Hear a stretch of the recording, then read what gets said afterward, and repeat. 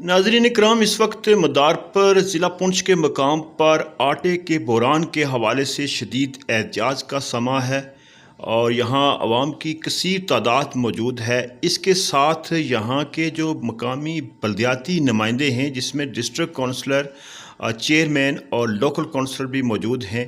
एहतियाज का सिलसिला जारी है। इस सिलसिले में यहाँ मुख्तलिफ़ इलाकों पर मुश्तमिल अवामी एक्शन कमेटी भी तश्कील दी गई है।